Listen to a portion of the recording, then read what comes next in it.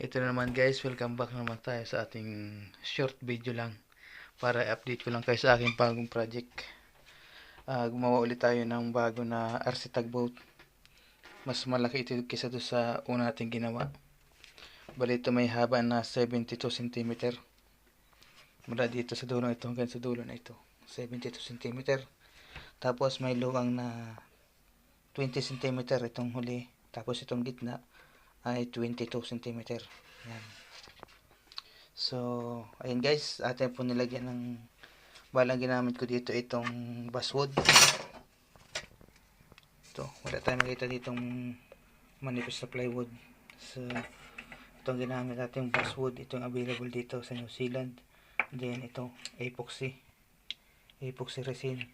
Tapos itong glue, super glue, Loctite super glue. Tapos yung ginamit ko ng mga parang pang epoxy dito guys ay nilagyan ko lang siya ng wood filler. Bali nung nagkuhan tayo, nag-assemble tayo nito, ginamit tayo ng glue para mas mabilis dumikit. Then pagkatapos natin i-glue, nilagyan natin ng epoxy resin sa mga gilid para maging waterproof na siya, wala siyang leak.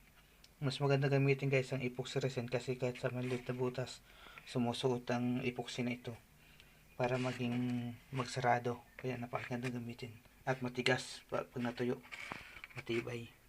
So ayan guys, so bali ang ating gagamitin ditong motor ay ito, yan, kulay green na yan, itong brushless motor na ito. Tapos 12 volts battery. So ayan pa rin guys ang ating gagamitin mga transmitter, ating Dambu RC. Tapos yung servo natin, bali maging kundaan nito ay servo, tapos yung battery at saka yung easy. Bali wala tayong gagamitin ng shaft kasi yung bibili natin ay underwater na brushless motor.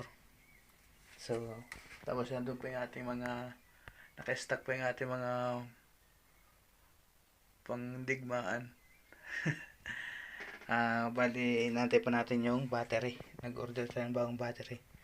Kung makikita nyo guys doon sa labas, no, yan, yung may tubig na yan, dyan tayo magpatitisaran.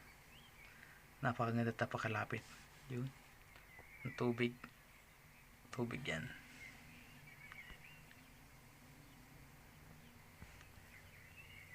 Dyan tayo magtitisaran ng ating mga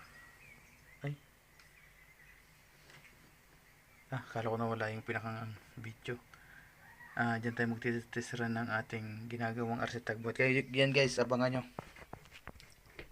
ang ating RC tugboat na ito.